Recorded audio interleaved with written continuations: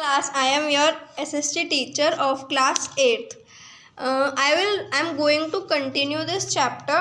So मैंने आपको कल बताया था कुछ चेंजेस हुए थे जब इंडस्ट्रियल रिवॉल्यूशन हुआ तो वो चेंजेस क्या थे। अब हम उन चेंजेस को पढ़ने जाते हैं, ठीक है। Spread of industrial revolution, Britain was the first country to have reaped the gains of the invention of machines.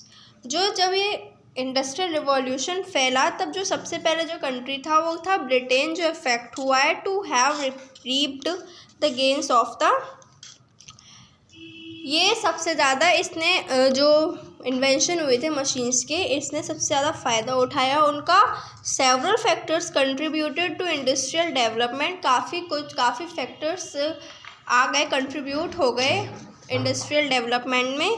The country had the required capital to finance bigger enterprises, जो कंपनी थी उसके पास काफ़ी कैपिटल टू फाइनेंस मतलब काफ़ी money थी जिससे वो अपनी इंडस्ट्री और बेहतर बना सकते थे। It had supremacy on the seas. In due course it had the colonies for the supply of raw materials and sale of manufactured goods. इसके अलावा उनके पास क्या था, उनके पास कॉलोनीज़ भी थी जिससे वो अपना ये गुड्स ट्रांसपोर्ट कर सकते हैं, रॉ मटेरियल्स की सप्लाई कर सकते हैं। It had iron and coal reserves, उसमें क्या थे, आयरन और कोल के reserves. It also use to develop shipping industry, इसमें क्या यूज़ हुआ, developed shipping industry. In 1720 England use about 4000 bales of cotton in her factories. In 1720 में England ने कम से कम इतने 4000 बेल्स ऑफ कॉटन यूज़ किए। By middle of 19th century this figure had risen to over million bears, और 19th century के बीच में आते आते ये जो फिगर थे काफ़ी ऊपर उठ गई। In 1701 England imports and exported amounts to about $6 million. जो 1701 में इंग्लिश इम्पोर्ट्स मतलब इंग्लैंड के जो इम्पोर्ट्स थे और एक्सपोर्ट्स थे वो कहाँ तक पहुँच गए, $60 मिलियन तक। और सेंचुरी लेटर मतलब 100 साल बाद द वैल्यू वॉज, और जो उसकी वैल्यू थी वो क्या थी, $350 million.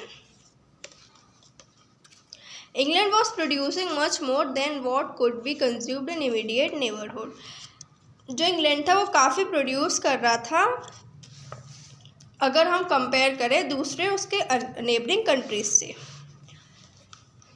From Britain industrial revolution spread to other European countries. Britain से इंडस्ट्रियल रिवॉल्यूशन जो था, ब्रिटेन भी इंग्लैंड में ही है, उससे अलग जो ये रिवॉल्यूशन था ये अलग अलग कंट्रीज़ में भी फैल गया। Industrial give birth to industrialisation give birth to capitalism and imperialism. Industrialisation ने किसको जन्म दिया, कैपिटलिज्म और इम्पेरियलिज्म। कैपिटलिज्म मतलब सब चीज़ पैसों से ही होगी। As a result of industrial revolution, goods came to be produced on a large scale in European countries. इसका रिजल्ट क्या हुआ, किसका, इंडस्ट्रियल रिवॉल्यूशन का रिजल्ट ये हुआ जो गुड्स थे वो लार्ज अमाउंट में, लार्ज स्केल में बनने लग गए। This led to the search for new markets, इससे काफ़ी नए मार्केट्स बने। The new markets could be found in African and Asian countries. जो न्यू मार्केट्स थे वो कहाँ थे, अफ्रीकन और एशियन कंट्रीज़ में। In the beginning European nations were interested in promoting their track. फिर बिगनिंग जब यूरोपियन नेशन बने तो वो भी इंटरेस्टिंग हो गए अपने इस काम को आगे बढ़ाने के लिए। प्रमोट मतलब आगे बढ़ाना। However, when they saw the unstable political situation in these countries, जब उन्होंने अपनी अनस्टेबल पॉलिटिकल कंडीशंस देखी कंट्री में, they began to take interest in their political affairs. फिर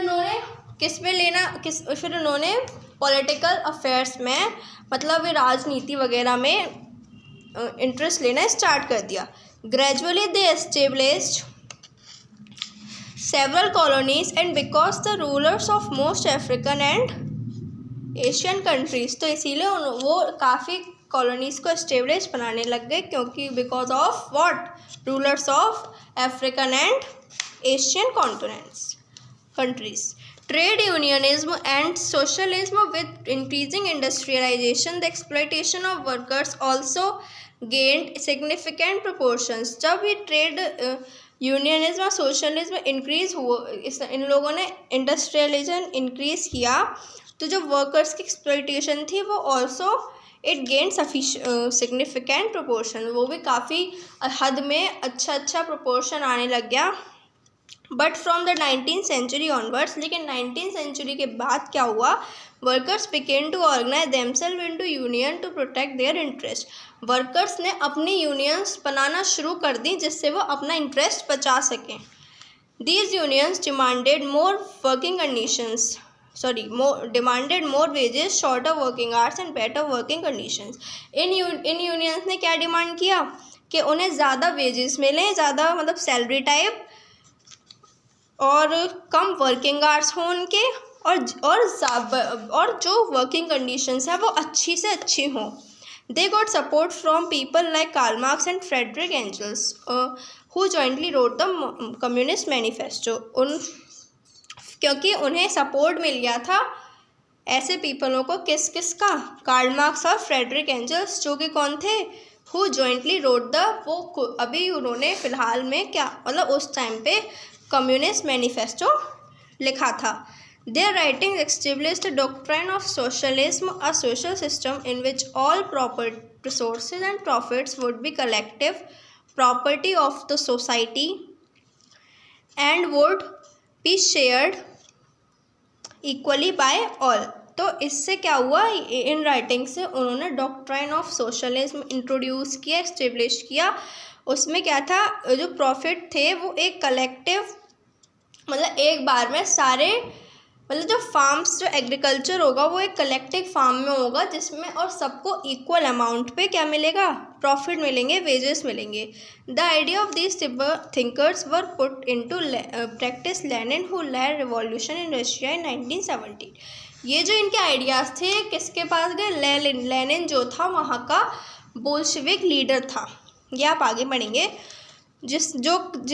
अब इसने क्या लीड किया, रशियन रिवॉल्यूशन, जो कि कब हुआ था, 1917 में. This resulted in the overthrow of tsars and establishment of a socialist system in Russia. फिर इससे क्या रिजल्ट निकला, इससे निकला सार आया, फिर एस्टेब्लिश अ सोशलिस्ट सिस्टम. फिर सोशलिस्ट सिस्टम जो है वो रशिया में स्टार्ट हो गया. ये आप क्लास 9th में पढ़ेंगे इन हिस्ट्री. प्रॉपर है वहाँ पे, फ्रेंच रिवॉल्यूशन, रशियन रिवॉल्यूशन सब है उसमें. The American and French revolution. अब अमेरिकन और फ्रेंच रिवॉल्यूशन क्या है, अब हम पहले पढ़ेंगे American revolution. The American revolution of 1776 for the first ever organise movement in the world. जो अमेरिकन रिवॉल्यूशन है कब हुआ, 1776 में, जो सबसे पहले ऑर्गेनाइज मूवमेंट था पूरे वर्ल्ड का. Where people asserted the right to rule themselves, जहाँ लोग खुद चाहते थे कि वो खुद अपना रूलिंग गवर्नमेंट बनाए.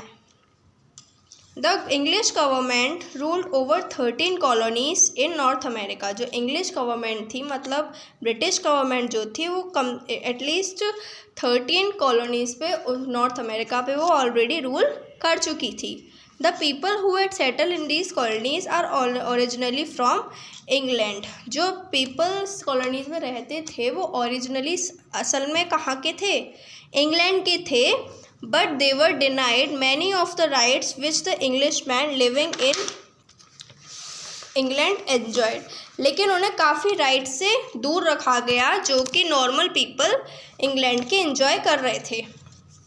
They were subject to higher taxes and many restrictions on trade and administration were imposed. तो वो एक सब्जेक्ट थे, क्यों थे, क्योंकि उन्होंने टैक्सेस जो थे वो जो मैनी रिस्ट्रिक्शंस थे वो एक हायर अमाउंट पे ट्रेड पे इम्पोज कर देते. This cause the colonies to revolt and there were many uprising. इससे क्या हुआ, रिवॉल्ट, आवाज शुरू हो गए, सब लोग कॉन्ट्रोडिक्शन हो गया, सब लोग अगेंस्ट आने लग गए एक दूसरे के, रिवॉल्ट तो शुरू हो गया वहाँ से. The people living in these colonies began to consider themselves as an American nation which should be independent of England. जो people उस colonies में रहते थे वो क्या अपने आप को कहने लग गए कि हम अमेरिकन नेशन है, we are American nation which should be independent of, जो कि इंग्लैंड को इंडिपेंडेंट पे है, मतलब किसी के ऊपर डिपेंडेंट नहीं है. On 4 July the representatives of, sorry for this mischievousness, on 4 July the representatives of all the 13 colonies met at Philadelphia and adopted a declaration of independence.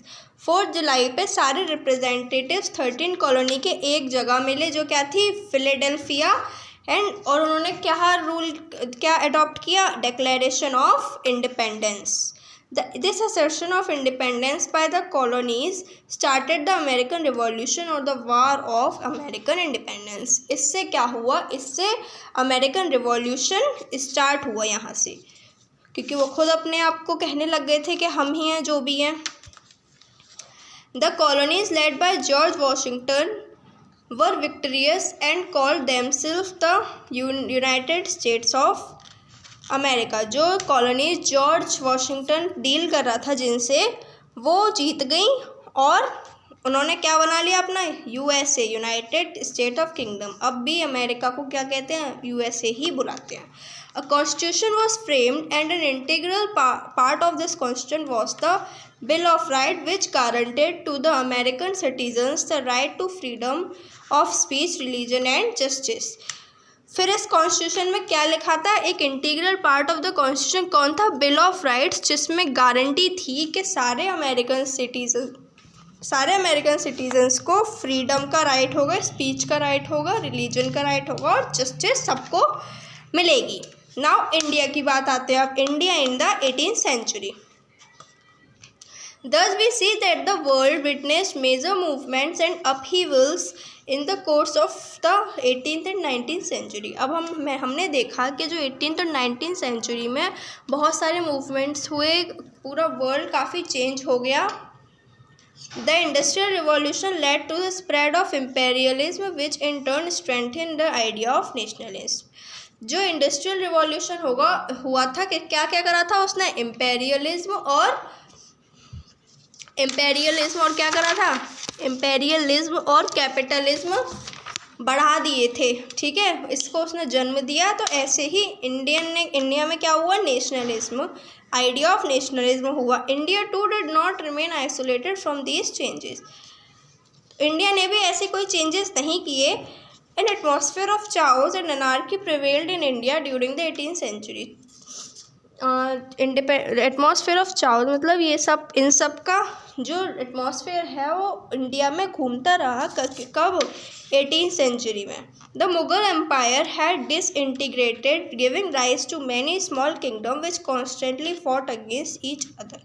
जो मुगल एम्पायर था उसने काफ़ी अच्छी और कुछ बेकार चीज़ों को राइज मतलब बढ़ावा दिया to many small kingdom which constantly fought, छोटे छोटे किंगडम में जो फिर एक दूसरे के साथ लड़ते रहे, मतलब भिड़ा दिया दो किंगडम्स को.